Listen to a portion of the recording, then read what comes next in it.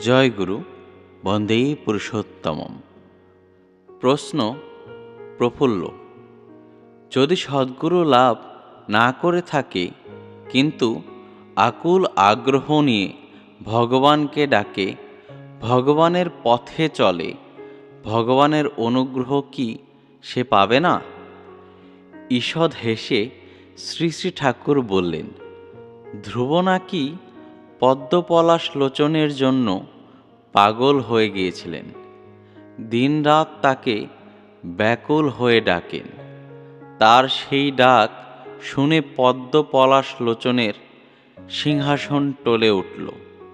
কিন্তু তখন তিনি নারদকে ডেকে বললেন, নারদ, তুমি ধ্রুবকে দীক্ষা দাও, তা না হলে তো আমি দেখা দিতে পারছি না। তখন নারদ এসে দীক্ষা দিলেন। তারপর পদ্মপলাশলোচন আবির্ভূত হলেন। পরমপিতাকে কেউ যদি আন্তরিকভাবে চায়, সে নিজেও খোঁজাখুঁজি করে, আর পরমপিতার দয়ায় তার যোগাযোগ হয়ে যায়। পেতে গেলে করতে হবে, করে হও, হয়ে পাও। জয় গুরু।